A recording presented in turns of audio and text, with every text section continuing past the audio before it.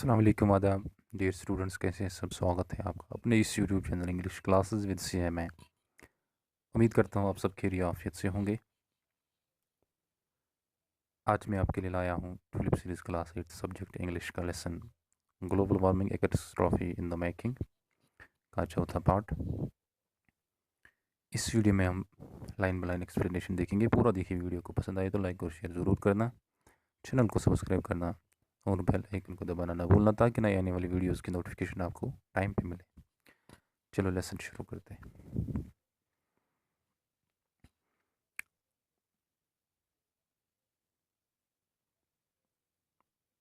यहाँ तक की बात क्लियर हुई थी।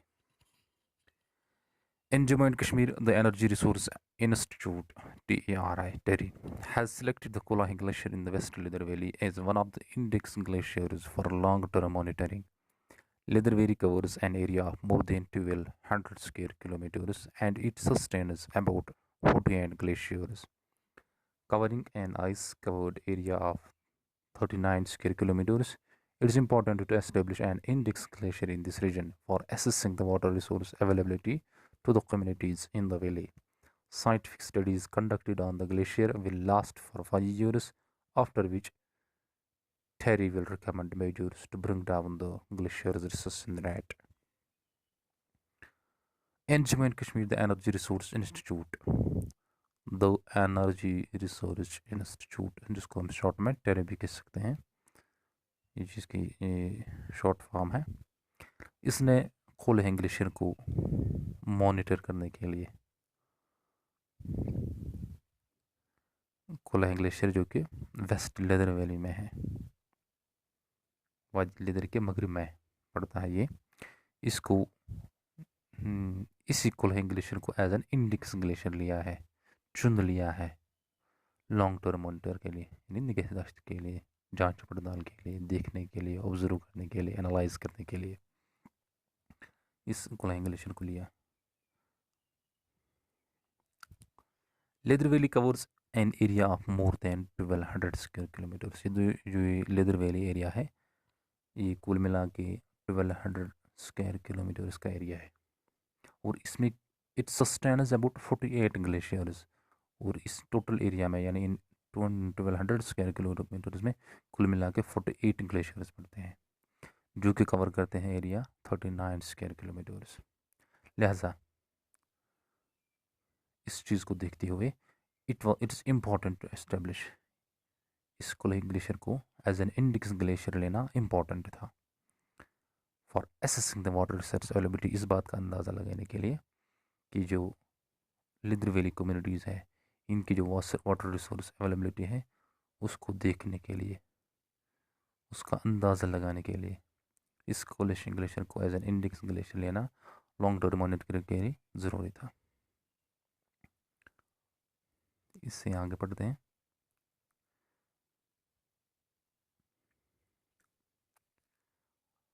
Scientific studies conducted on the glacier will last for 5 years. 5 सालों के लिए इस ग्लेशियर पे साइंटिफिक स्टडीज होंगे TR की तरफ से। आफ्टर विच, उसके बाद TR है, टेरी विल रिकमेंड मेजर्स, उसके बाद टेरी इकदाम रिकमेंड करेगी, वो चीज़ रिकमेंड करेंगी कि to bring down the glacier resistance rate, इस कोलाही ग्लेशियर की जो रेजिस्टेंस रेट है, जो रिट्रीट होने की स्पीड है, उसको कम किया जाए। उसके लिए क्या कुछ करना पड़ेगा, उसके बाद इन 5 सालों के बाद टेरी वो चीज़ें रिकमेंड करेगी, वो चीज़ें बताएगी।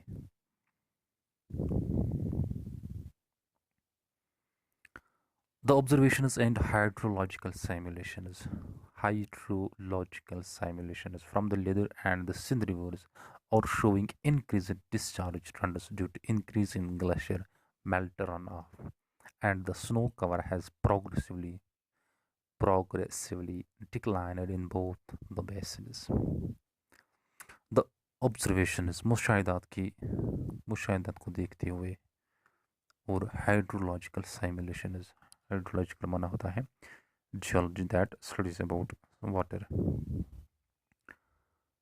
From the Lidder and the Sindh rivers, उन चीज़ों को देखते हुए साइंटिफिक मुशदात के बिना पर और इस हाइड्रोलॉजिकल सिमुलेशंस को देखते हुए ये जो ये लेदर और सिंध रिवर्स है, इंक्रीज डिस्चार्ज टंडस, इनका जो डिस्चार्ज होने की जो रुझान है वो उसने कोई खास रुख अपनाया है due to increase in glacier melt run off. Glaciers के मेल्ट होना इंक्रीजिंगली जो मेल्ट हुआ है हो रहा है, उसने एक अपना खास रुख अपनाया है। And the snow cover has progressively declined, और जो स्नो कवर है यानी ग्लेशियर्स है वो तेज़ी से डिक्लाइन हो रहा है, ख़त्म हो रहा है। इन बोथ द बेसन्स, इन दोनों जियोग्राफिकल एरियाज़ में, माना लेदर और सिंध एरिया में जो स्नो कवर है वो प्रोग्रेसिवली रोज डिक्लाइन हो रहा है, ख़त्म हो रहा है, कम हो रहा है। इसके आगे several small glaciers have disappeared, और बहुत सारे छोटे छोटे glaciers, small glaciers have disappeared, वो गायब हो गए completely.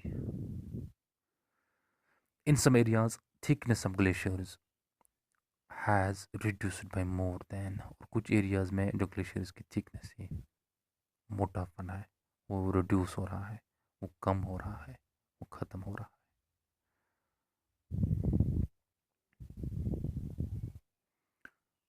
To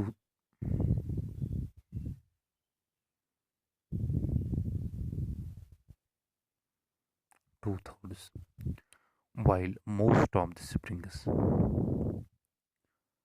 that are fed by the glaciers in the valley has also dried up, और बहुत सारे स्प्रिंग्स ऐसे भी है इस एरिया में जो कि फड हो रहे थे इन्हीं ग्लेशियर से, यानी जिनको पानी आ रहा था इन्हीं ग्लेशियर से, हैव ऑल्सो ड्राइड अप, वो सूख गए हैं। Climate change has an impact on not only on environment but also on society and economy. The potential consequences of climate change have been established beyond a doubt at the global level, along with the fact that humans have been largely responsible for this change. The changes in the average global temperature during the last century are larger than that can be explained within natural changes alone. 11 of the last 12 years have been the hottest since the recording of temperature started in 1850. Climate change has an impact. Climate change जो है वो एक तसादम है, not only on environment, सिर्फ environment पे ही नहीं, but also on society, बल्कि society पे भी। यानी क्लाइमेट चेंज सिर्फ एनवायरनमेंट के लिए बुरा साबित नहीं होता है, बल्कि सोसाइटीज़ पे भी, एंड इकोनॉमी, और इन सोसाइटीज़ की इकोनॉमी में भी इस पे बुरा असर पड़ता है। क्लाइमेट चेंज के कारण सिर्फ एनवायरनमेंट पे बुरा असर नहीं पड़ता है, बल्कि सोसाइटीज़ पे भी पड़ता है, और इन सोसाइटीज़ की इकोनॉमीज़ भी पड़ता है, इकोनॉमीज़ पे भी पड़ता है। The potential consequences of the climate change have been established beyond doubt, और जो शदीद नताइज है इस क्लाइमेट चेंज के, have been established beyond doubt, वो बिलाशुबा at the global level, along with the fact that पूरी दुनिया में देखे जा रहे हैं ये जो शदीद नताइज है इस क्लाइमेट चेंज के, बिना किसी शक व शुबा के ये वो नताइज आज पूरा दुनिया भुगत रहा है, फेस कर रहा है, देख कर रहा है, इस हकीकत के साथ कि humans have been largely responsible for this change, कि इंसानियत के इंसान काफ़ी हद तक इस चेंज का जिम्मेदार है।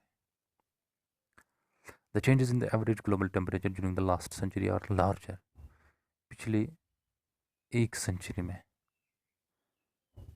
ये जो ग्लोबल एवरेज टेम्परेचर में जो चेंजेस हुए हैं पिछले एक सेंचुरी में, 100 साल में, वो बहुत ज़्यादा हुए।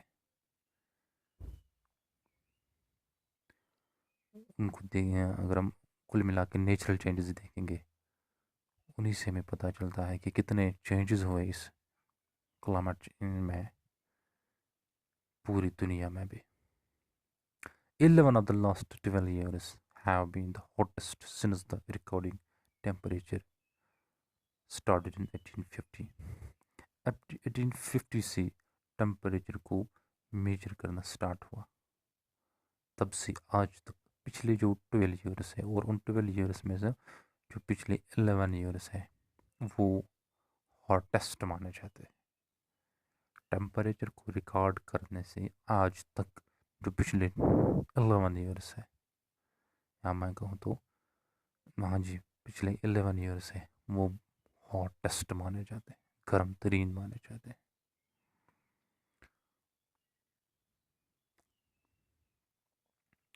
Climate change impacts on different sectors in the state of Jammu and Kashmir are already evident and need to be assessed scientifically for each sector।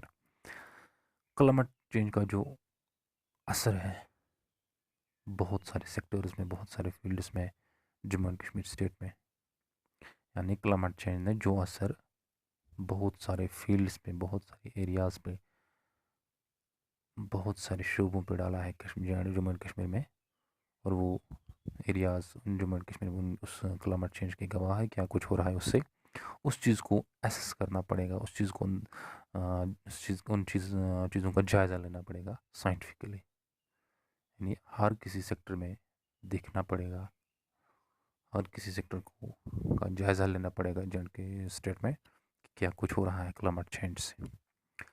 Preliminary result from the research carried out in the University of Kashmir suggested that depending upon the level of future emissions, the average temperature increase in the valley by the end of 21st century would be between 2 and 3 degrees centigrade।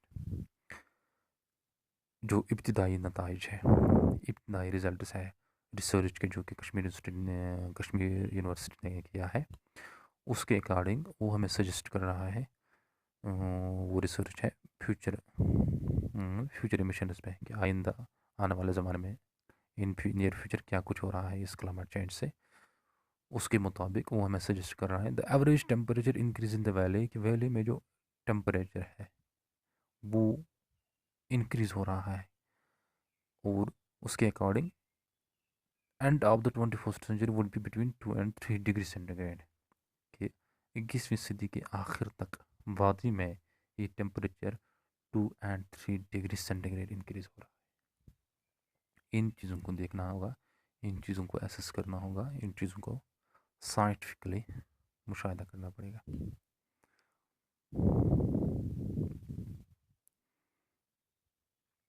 Okay, erratic erratic snowfall and hotter summers, climate variability and change of both precipitation and temperature will affect livelihoods। Therefore, understanding and assessment of climate change impacts on water resource is critical for water resource planning, hydropower development and protection against flooding, so that we can secure life on earth for our future generations। Erratic snowfall, any unpredictable snowfall। erratic माने जिसकी कोई production नहीं होगी, जिसके कोई expectations नहीं होंगे, वो स्नोफॉल हो रहा है। उस तरह से बर्फ़ गिरती है जे में, और जे में हॉटर समर्स भी देखने को मिले। Climate variability and change of both precipitation, और चेंजेस हुए किसमें, प्रेसिपिटेशन में और टेम्परेचर में, बारिश बरसने में या टेम्परेचर में। विल इफेक्ट लेवल, इन सारी चीज़ों से जो असर पड़ता है वो आदमी की रोज़ी रोटी भी पड़ता है। देयरफॉर लिहाजा understanding and assessment of climate change impact on water resource is critical for water resource planning।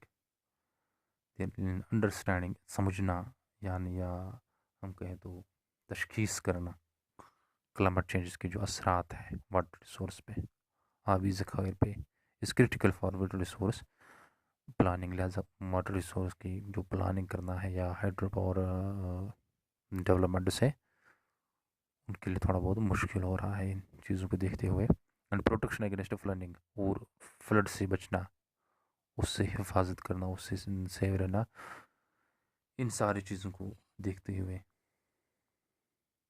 मुश्किलात हो रहे हैं। So that we secure life, और इन चीज़ों को हमें देखना भी पड़ेगा, इन्हीं चीज़ों को हमें असेस करना पड़ेगा, ताकि so that we secure life on earth for our future generation, ताकि हम अपने आने वाले जनरेशन के लिए लाइफ को सेव करेंगे इस अर्थ पे, इस एरिया में। In the backdrop of looming water crisis in most of Asia, we, the custodians of water tower of Asia, cannot afford to be complacent. In the backdrop of looming water crisis, जो क्योंकि हम students हैं water tower of Asia के, क्योंकि हम Asia में ही रहते हैं, इसलिए हम निगरान हैं इस वाटर टावर ऑफ एशिया के।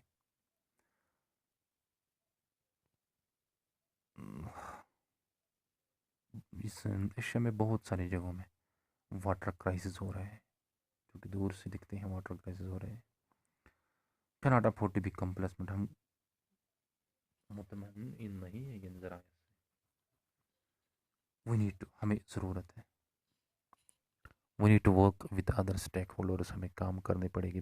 स्टेक होल्डर्स वो लोग होते हैं जो कि कैसे कह सकते हैं, जिम्मेदार लोग,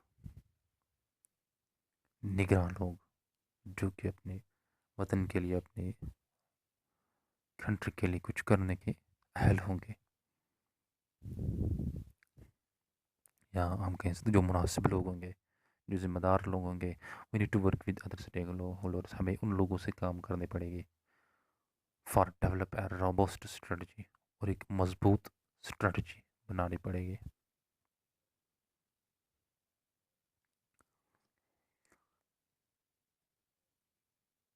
स्ट्रेटजी तरीक़ेकार अपनाना पड़ेगा for the sustainable development of water resource, ताकि एक मजबूत, एक मुनासिब वाटर रिसोर्स डेवलपमेंट करना पड़ेगा इस रीजन में, ताकि the children of tomorrow will beat the heavy, will bear the heavy burden of the children of tomorrow will bear the heavy burden of our indifference if we do not act today, ताकि हमारे जो बच्चे हैं